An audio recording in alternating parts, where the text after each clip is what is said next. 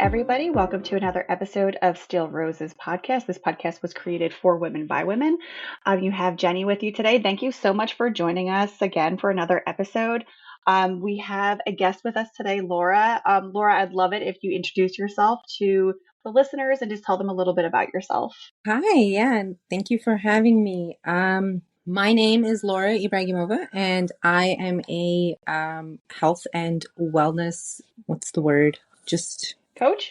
coach, I guess. Yeah, just somebody who's really passionate about health and wellness.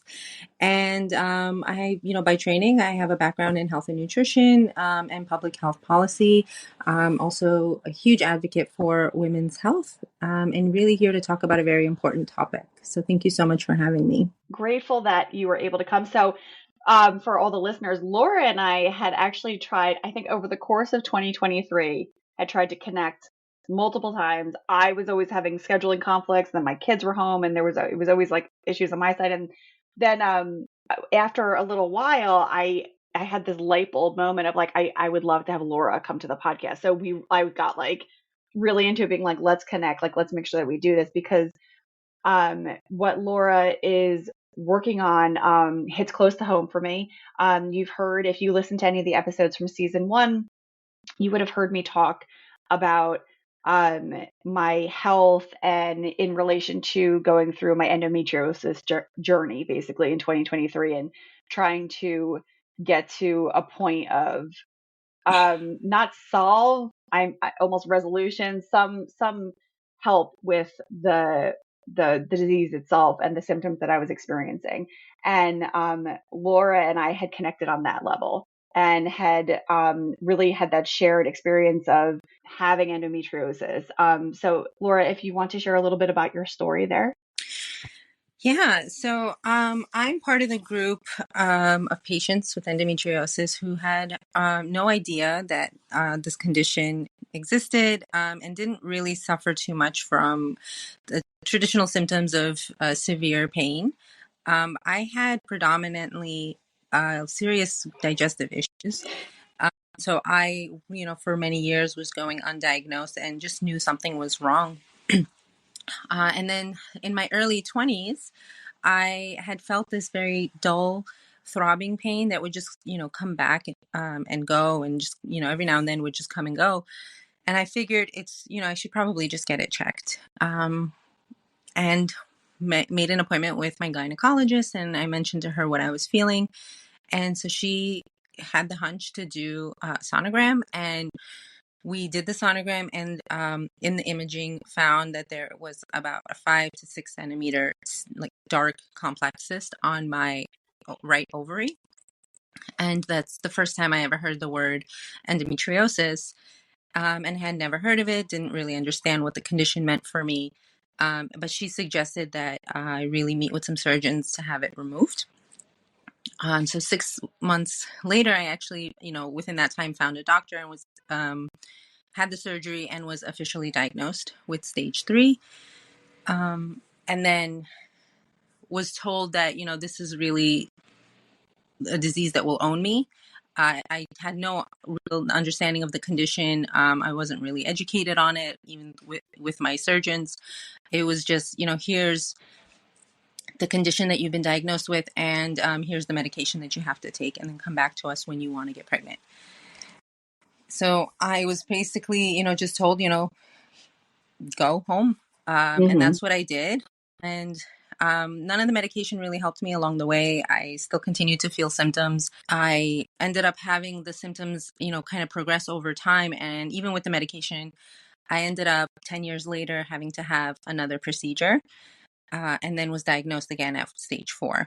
So, I don't know necessarily why that happened, but at the same time, it just felt like I was going through a journey very much in the dark and not fully understanding how to treat this condition, and following all the rules that the doctors had told me to do, and it still didn't work for me. So with that, once I started going through the symptoms and experience again and looking for the right doctor for the second procedure, I started doing a lot of research into endometriosis because I wanted to make sure that I was doing it right this time and asking the right questions and not going in as naive as I was the first time. And so that's a lot of the work that I do now, is promoting awareness and advocacy, and also really diving into the research of endometriosis so that we can see where the gaps are in the actual care that our patients are receiving. Now, Laura, I have a question for you because I want everybody to, I want everyone to walk away from this episode with an understanding, because it is my suspicion through also my self research and then just the work that I do as well, that more women probably have endometriosis than they actually realize, because it goes so underdiagnosed across the board. I mean, I even when I was younger, like I'm certain that that the women in my family have endometriosis and they just don't realize it, and they never did, because when I first started getting my period when I was 11 or 12 years old, I was just told like intense pain is normal. This is normal. It's actually not. And we're told as girls like, oh, just deal with it. Just don't make a big deal out of it. Here, take a heating pad. But the reality is, like, if you have intense pain, that's more of that's a sign that there's a problem in your body. Not so much that like, oh, that's normal. It's supposed to happen that way. And we're going our whole lives through this. So, um, the question that I had for you, because I got a little off track, because I also get really passionate about this. You mentioned that you were stage 3, and I want the listeners to understand what that means, in terms of endometriosis. Do you have a little bit more detail that you can share on that? Yeah, so endometriosis is staged 1 through 4. Hmm. And I just want to caveat there that your symptoms might not necessarily tie into the staging of your disease. And so it's staged based on the severity of the adhesions and the implants found within your pelvic cavity. So for me, I had endometriomas, and I had endometriosis adhesions throughout my entire pelvic region. That's why I was at stage 3. Stage 1 is, and it also depends on the doctor and what they see, and what their staging process is. Stage 1 is usually just like very mild specks or adhesions along the peritoneum or within the pelvic region. And then if you have more, in-depth adhesions, you'll get staged with a more severe disease. So stage 3 for me meant that I had endometriomas, which were cysts on my ovaries, and then some on the bowels, and within the pelvic region. And for everybody listening, essentially what endometriosis is it's when the lining of your uterus grows on the outside of your uterus. So when you have your menstrual cycle, and normally it is contained within the uterus and then it comes out, um, how it naturally come out, for women with endometriosis, it starts to grow on the outside of the uterus, and that's really what's triggering like a lot of pain and inflammation in the body. And Laura, correct me if I'm wrong on any of that. I want to make sure that I'm saying this correctly. Let's take a quick break. Are you interested in podcasting but not sure where to start? My name is Jenny Benitez, and I'm here to help guide you through your podcast launch and maintenance. Check out the link in the episode description for Podcasting Unboxed, your comprehensive startup guide. I am very excited to work with you. Yeah, so there are some schools of thought that say that it is the endometrial lining, but I think now they're starting to see that it is not exactly the endometrium that is the lining of the uterus, but it's like cells that have broke essentially, or have distorted in some way and create that inflammation. But essentially, yes. What a lot of the research is saying now is that it's endometrial-like cells, and they function in the same way that your period or endometrial lining will function, in that it follows the same cycle and will grow. But because it has nowhere to come out, and for us women, when we bleed every month, we have that the canal, the uterine canal and the vaginal canal from which we bleed. We have an exit, but where the adhesions are, there's no exit. It will continue to grow, and then your immune system will see that and say, well, there's something wrong in a place that it's not supposed to be. And so that's where it will create scar tissue. And that's how cysts can form. And, meanwhile, those cells will continue to grow, and then they'll develop their own blood supply. They'll grow within the pelvic cavity. They'll find their own blood supply within, some of your organs. And that's where the severe pain can come. And this disease, unfortunately, and Laura like hit another note that I wanted to just comment on and elaborate on a little bit more is, the under education of women on their own health and their own bodies. And unfortunately, it's not just like, oh, women aren't being told this information. There's unfortunately in a lot of these situations, the information doesn't exist, that there isn't research behind diseases that only or that predominantly affect women. And that's, the hard truth of this. And it's something that I remember many, many years ago. And Laura, I think I might have told you this story when we were doing our little intro calls together.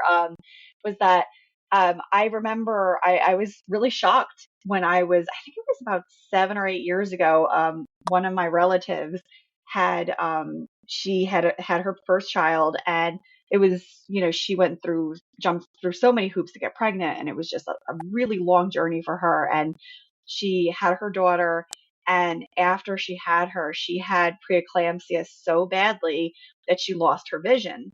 And they told her at the hospital, like, you might not get this vision back. We don't know when it's coming back. We don't really know what to tell you. You have to just deal with it. And I was so angry and I actually started doing research. I was like, oh, that doctor must not know what they're talking about. Let me look into this. And there legitimately was no research. And I went to one of the MDs that I was working with, and I was like, I don't understand. Like, can you tell me anything about this? What happened to my cousin? And she just said, like, yeah, that's healthcare. That's women's healthcare. That there isn't. And so full circle back to the endometriosis, it's unfortunate, but like majority of women, I mean, women older than me, like my mother or my aunts, they would have not had the information even available to, like it just wouldn't have been there.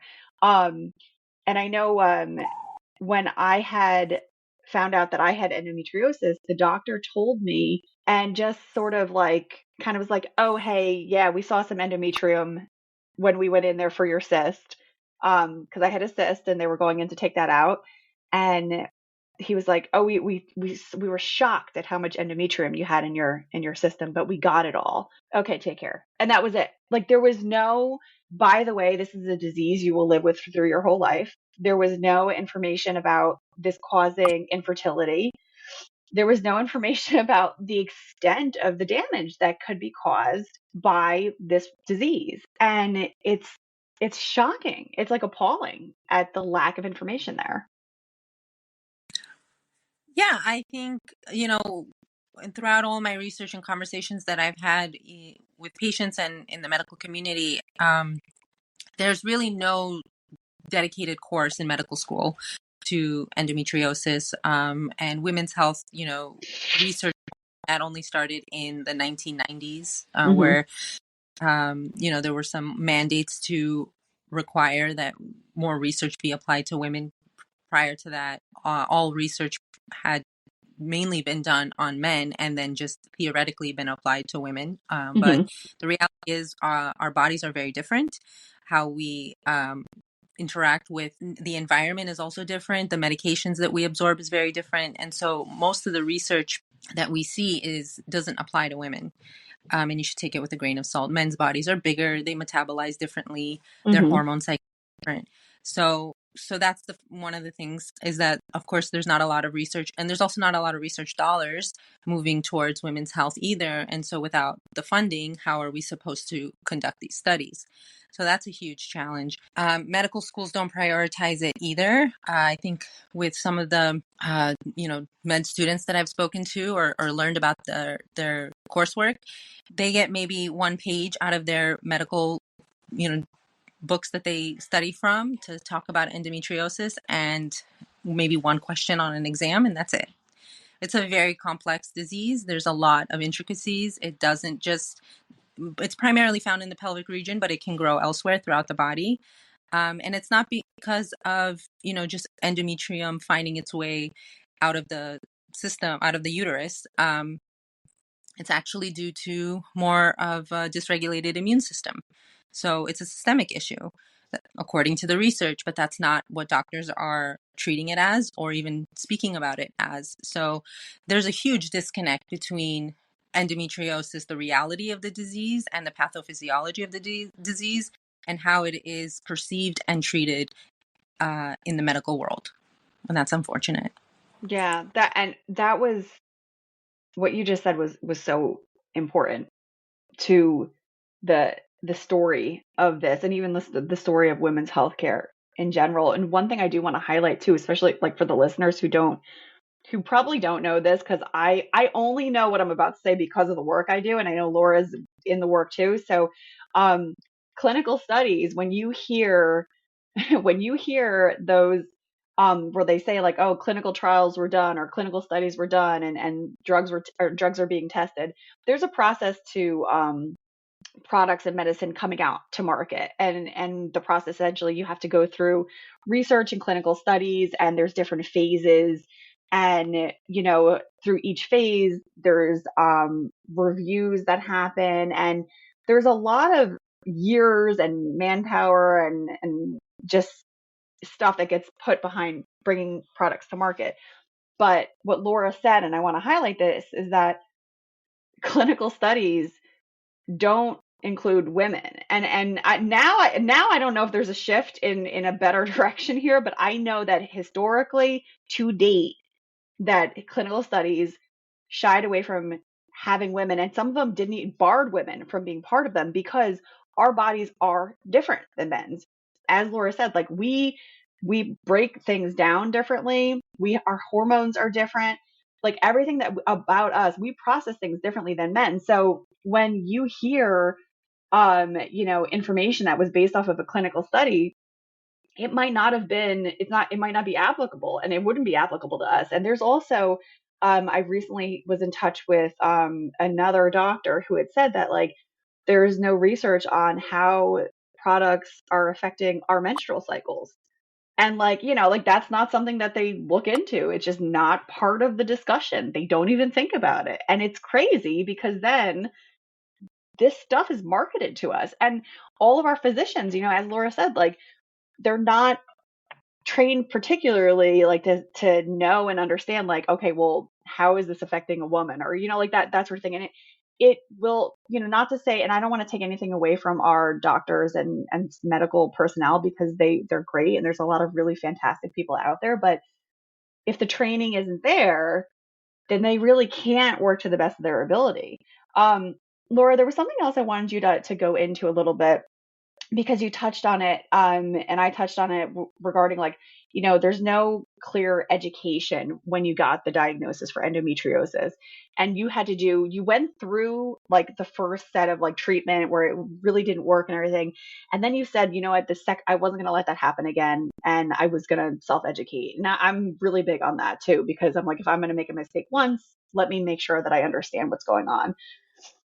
If for somebody who is listening to this and says like, I think I might have a problem here, like in terms of bringing their voice to their doctor, what would you say? How could they prepare? How can they prepare for a discussion with their doctors? Yeah, I think that, one of the biggest challenges is there's no real follow-up education when it comes to being diagnosed with endometriosis or any other disease. And so what happened with me was that, I have a background in healthcare, both in education and professionally. And I had been working as a consultant for many years doing, qualitative research for many different companies, pharmaceutical companies and foundations on chronic illness. And so when I started to feel symptoms again, I decided that I needed to do the same thing. So studying the clinical research on endometriosis, because this is a condition that affects me personally. So I have, the training for that. I think what is difficult for a lot of other patients is that they don't necessarily have the training or the understanding or the instinct even to go into the clinical research, because a lot of that could be difficult to digest. It's very dry. Hmm. So I think one of the best things to do really is, I would love to see a change in the way that we deliver healthcare, but really just kind of educating yourself on the disease as much as possible. So getting to some reputable websites, reading up on the disease, and learning more about the condition as much as possible. Another thing that I did was I joined support groups online, and I reached out to a lot of other patients, and I wanted to hear about their experiences, not just with the disease, but also with the doctors Hmm. that they saw, and their journey with their doctors, and how did they know that they had found the right one. And so the more you understand the condition and your symptoms, and potential risks of working with a doctor that might not necessarily have the skills that you're looking for, or that are necessary, the more you'll understand how best to go about your own treatment. So I think going also equipped with enough questions, making sure that your doctor is staying on top of the research. We know now that excision is the gold standard, is the appropriate way of minimizing recurrence and ensuring higher relief for a longer time. So if your doctor says ablation, then that's not the right doctor, because they're not sticking up with the actual training that they're supposed to have, in really treating you properly. Um, and also just kind of working on your emotional health, because it's a very difficult journey. You're going to have a lot of doctors who are going to want it their way. That's what happened to me. I actually went through maybe 5 to 10 doctors who were telling me all sorts of things, and I had already done my research, and I knew that that was not going to be the right doctor for me, because they were not telling me what I needed to hear, which was that they Hmm. were going to do the proper excision, preserve my fertility, and make sure that I had the best follow-up care. And you keep giving me so many good things here. Laura, you're sharing so much great information for everybody. So, I do want to highlight, the how wonderful it would be to reach out to support groups, advocacy groups. There are, for majority of disease states, like there are support groups in place that you can reach out to. Um, Now, while the internet sometimes is a problem and social media sometimes is a problem, it's also in these instances something that could be incredibly helpful to you. I mean, you can pretty much go onto any platform and type in keywords and see what kind of posts come up and see who you can reach out to and connect with. And don't be shy about doing that. Majority of people are open and will talk with you and be there for you and to help you through it. You're not alone in going through this. Like, that's really the biggest thing here. I know a lot of women will go through this and feel ashamed, or they'll be embarrassed and, feel like, oh, I really shouldn't be talking about this. I shouldn't be talking about my period, or, the pain that I feel. There's like anal pain, abdominal pain. Like there's all kinds of it. It's there though. And if you don't talk about it and you're not seeking support, you're never going to address it. And this could really truly impact you, and not just you, but if you have children, this is your daughter. Like this is your daughter's life on the line, because if you don't educate yourself, you potentially are going to have a child who's going to go through the same thing, and you're really not breaking the cycle there. It is, I think, hard for folks who are not working in the healthcare system to feel empowered when they speak to healthcare professionals. Um, what I would say, I've always had, if you feel intimidated by talking to your doctor, or you feel uncomfortable talking to your doctor, well, one, if you feel uncomfortable or intimidated, they're probably not a great fit as your doctor. I mean, to be perfectly frank, like I'll just say that if you're uncomfortable telling your doctor that you have a problem, you have to get a different doctor, because your doctor is there to help you. Now, I know now, more stress being put, not stress, more support being put into place for physicians to be better at talking to their patients, because there's a lot of instances where we've all experienced it. I spoke with somebody once, that highly educated person, they're a doctor themselves, and their own doctor like gaslit them and like brushed them to the side. And I'm like, but you are a doctor. And she was like, I know. I don't know what to tell you. Like, so we all go through that, where, your doctor is maybe not going to listen or going to brush you to the side. Again, like, I know not everyone will feel comfortable with it. You have to do this. Like, you have to advocate for yourself, because if you don't do it, no one's going to do it. And then where are you going to end up? And that goes across for any health related condition. Um, and Laura brought up an excellent point in terms of, preparing for your doctor visit. Bring a notepad with you, bring a pen, write your questions down in advance and take notes. I used to do that quite a bit. I'm definitely a pain in the butt patient because I typically will go in with research and be like, I read this. This is what I want to do. This is the plan I want to, course of action I want to take. But it's hard, I think, in a lot of instances, for people to just go in and go to their doctors and say, like, this is the course that I want to take. Yeah, I agree with you. And I think the more patients I spoke with, friends that I spoke with in the support groups, and the more I educated myself on the condition, I started to feel more confidence Mm-hmm. speaking with doctors. And there were some doctors that I would meet with and have consults with that um, are very well renowned in the space in endometriosis, and I've known other patients that have had surgery with them, and they had really great things to say, and those weren't the right doctors for me Right. either. So I chose to really listen to my heart in the process. Like, there's a lot that you can do logically and intellectually, building your understanding of the disease, but you also really have to understand that mind body connection. If you feel comfortable with this doctor, then pursue it further and ask more questions until you know for sure that's the right doctor. But I can't emphasize enough the mind body connection, in feeling comfortable with who is going to perform such a serious surgery on you. That's that person can take you down the right path or the wrong path as it relates to your medical treatment. So don't underestimate the power of your own intuition and your instincts when you're going through this journey as well. Yes, I had an experience once where I hate having to switch OBGYNs. It's like the worst thing to me to have to do that.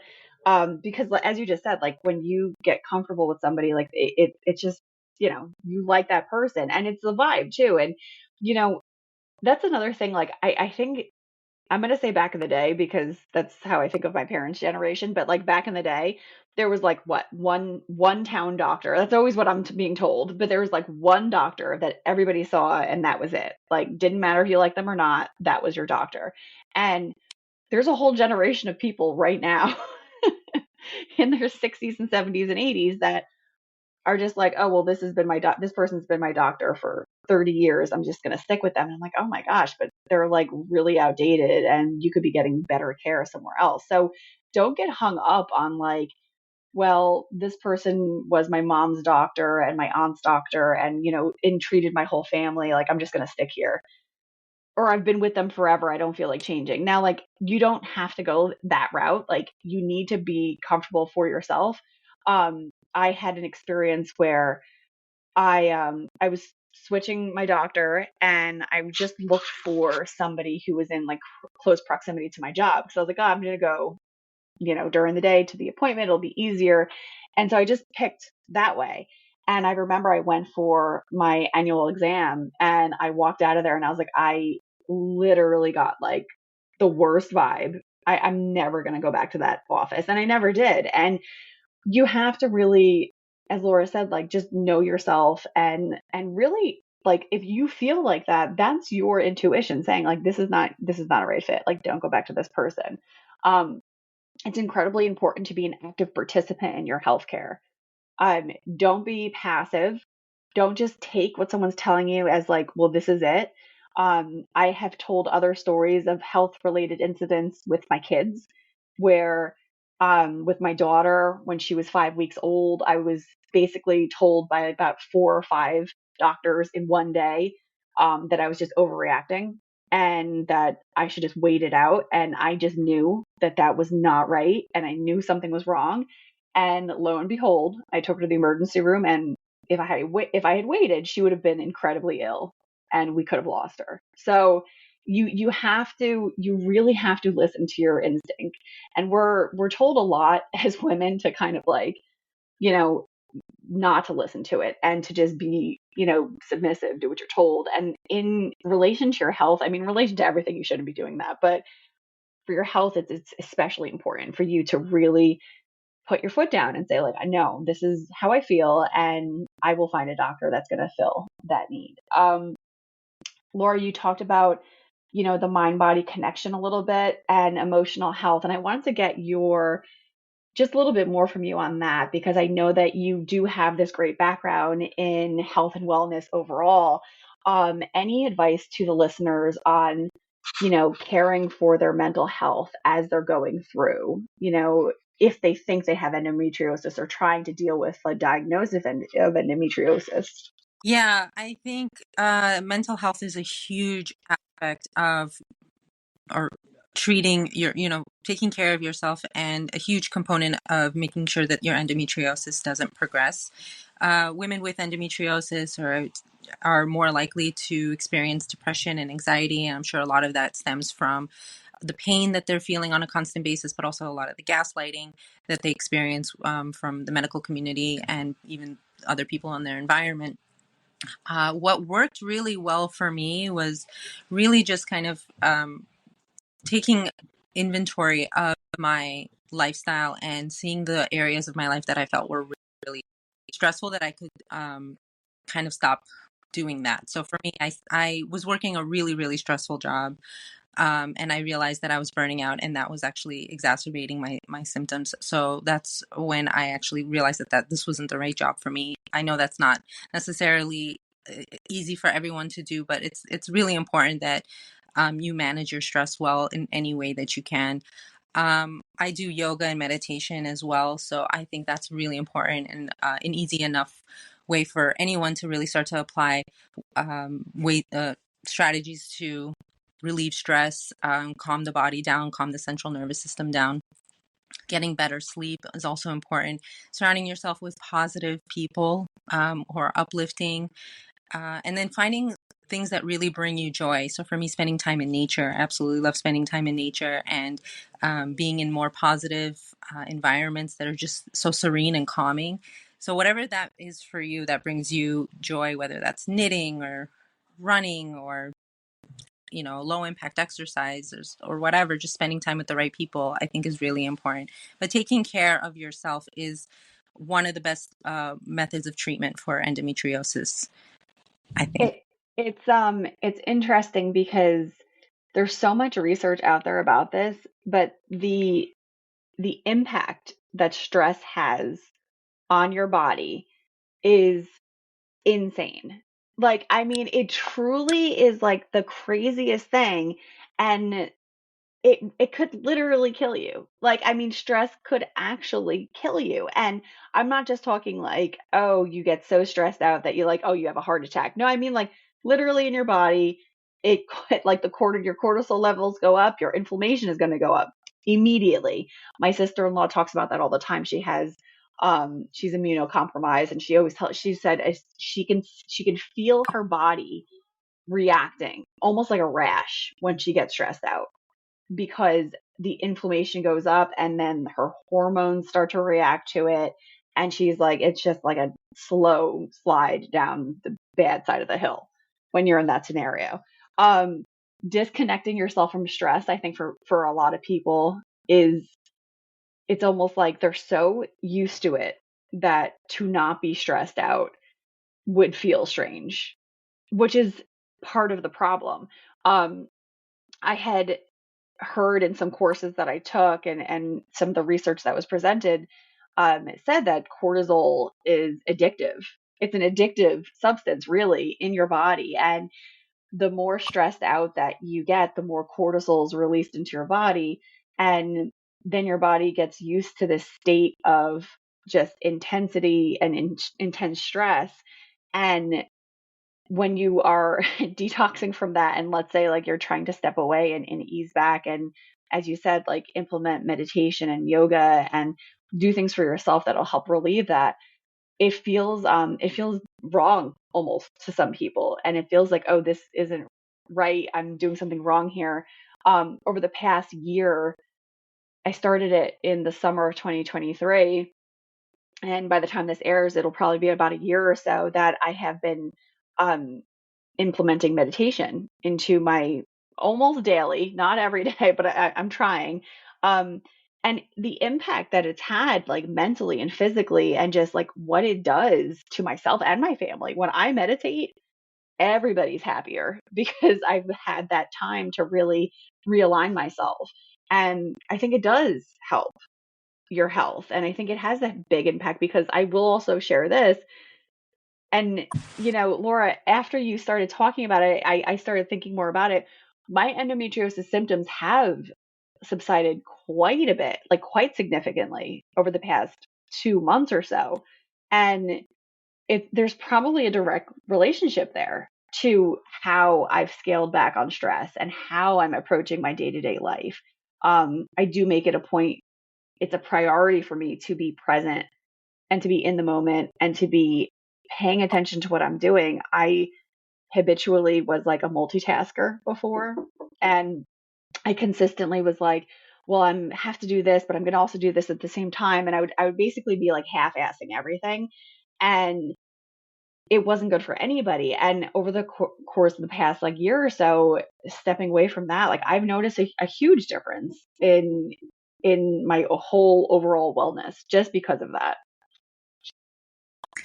Yeah, I mean, there's definitely a strong connection between stress and inflammatory conditions. Another thing to note when it comes to cortisol is that so endometriosis is an estrogen dominant condition. Estrogen essentially feeds the disease. And so one of the treatment options is to suppress your estrogen. Well, in order to balance out your estrogen in your body, you need to have progesterone. Cortisol and progesterone are actually they stem from the same mother hormone. And so if you're under stress, your body thinks you need to survive. There's something, chasing you and you need to survive. And so your body's going to prioritize survival over sex, right? Or procreation, because progesterone is a sex hormone. And so you're going to produce less progesterone, which is going to create more estrogen in your body and allow for the inflammation and for the disease to progress. So when you are balancing out your cortisol, you are allowing for your body to balance out its hormones as well. So yes, I would say there's definitely a strong That's connection. And amazing. that's not what a lot of people know or understand. And you are being fed the hormones synthetically, so progesterone synthetically. But it doesn't always help. Like in my case, it did not help. What helped Mhm. was really the stress, naturally. That's so it's mind blowing because it's almost like not, and I don't want to simplify it too much, but I was going to say it's almost like this simple solution is right there, and but it's so hard for a lot of people to really wrap their heads around it. And you know, I I think pharmaceuticals are wonderful, but there's like also a time and a place. And like if you can treat, and I'm not saying wholly treat, but if there's a way to really holistically take measures to increase your overall wellness, like go that route. I always go that route. I love medicines. I'm an advocate for medicines. I think they're really important. I think surgery is important. I think all these medical advances we have as humans is phenomenal. But there's like a time and a place, and it doesn't all have to be that way. I'm a huge advocate for, um, you know, healthy eating. I'm vegetarian myself, and the effects that I've seen on my personal wellness when I made that switch and and went that route, and I've been eating a lot cleaner and just really being mindful of everything. It makes such a huge impact, and people really don't realize the things that we're putting in our bodies and the stuff that's being put in our foods, and then we're eating it and ingesting it, the hormones that are injected into foods, or even like if you ever see like an organic apple versus like a not organic apple, and you see this massive difference, it's like you're eating all that, you're putting all that into your body. So whatever's being sprayed on the foods, whatever's being fed to the animals, like you are ingesting all of that. And it does have long-term effects. And there is research that will show you, like, there is, all this is there. It just, people don't want to see that, you know? And it's just, it's mind boggling. I've had a lot of discussions around that. It's like a mind boggling to me, but it's just, it's there. There's a lot of information there for it. For somebody who is hearing this and, let's say, thinking to themselves, this sounds familiar to me, like the symptoms that Laura and Jenny have described sounds kind of familiar to me. I have pain every month, or and they want to seek support. What do you think the first step should be for them? I think a great place to go would be, there's several online support groups. On Facebook is where I actually started my journey. I also started to attend some conferences that were held by foundations that primarily focus on endometriosis. And that's where I met a lot of other patients when we developed our own support group. And we've learned from each other as well, not just about each other's experiences and getting advice on doctors, but also what are some additional symptoms to look out for, and also allowing for more emotional support. I think the best place to start really would be just to kind of do some research on different support groups and read through the comments that people are posting about their experiences, and you'll know whether you are starting to experience that as well. So you can ask yourself those questions. Am I also feeling this type of pain? Do I have these types of symptoms? Am I noticing this every, that time of the month? And so I would also recommend reaching out to people like you mentioned earlier and just seeing if you can have a conversation with them. I think I reached out to dozens of people, and they were all so welcome and happy to talk about their stories. Not just to talk to me from a patient perspective, but also like, can I do anything to help you? And that was beautiful too. And then also doing your research on your doctors as well, just to make sure that you are working with a very skilled doctor and also a compassionate doctor. Mm-hmm. Yeah, that's wonderful. And agreed. I think Laura's giving a lot of really great information here. And you do really, I mean, I've said it a bunch of times on this episode. You'll hear me say it forever on this podcast, is that you really do need to do research. You have to educate yourself, because it's incredibly important that you have that knowledge going into your appointments, and that you can feel like, I know what I'm going to say here, or you're going to ask the questions that you think you need to ask. It's just incredibly important. I cannot stress enough, advocating for your own healthcare. You have to do it. It's just something that needs to be done. Laura, thank you. Go ahead. Sorry, I just also wanted to add, I think it's also really important to talk to other members of your family and get your medical history. Like you mentioned, you had so many other members of your family who had similar symptoms as you, and ended up having some bad clinical outcomes. And I think that if you were to go to, or anyone were to go to a family barbecue and talk about endometriosis, or at least the symptoms, you would notice that minimum 5 to 10 people also have that experience. So learning more about your own family history is also really important in this process. Yeah, that's actually, that was a really key thing to remind everybody of, because it's true. It is hereditary. It is going to happen. So it's important to take note and talk to the other members of your family. And if you do see that, then it's almost like, okay, now I see this pattern here. And that's like one of the first things that they ask you too in your appointments, like, are there other women in your family that has this, or is there anyone who's had history of X, Y, and Z? Like, that's a huge part of understanding what your own body is about. That was a fantastic note to add. Laura, I greatly appreciate you coming on and doing the podcast. I'm incredibly excited to be connected with you. I'm very excited for your next steps and everything that you're working on. And listeners, if you have any questions, I'm going to be linking Laura's information in the description of the podcast. You can always reach out to her for endometriosis. And I'm always here for all of you, and you can find me, and you guys have my information readily available at all times. I bombard all of you with it. So I greatly appreciate you listening to this episode. I hope you found it impactful. And if you yourself are experiencing symptoms, or somebody that is experiencing symptoms, do your research, seek out the help of an advocacy group, support group, or a healthcare professional to really start looking into this and addressing it as soon as you can. Laura, thank you so much for joining us today. Thank you so much for having me. All right, take care, everybody.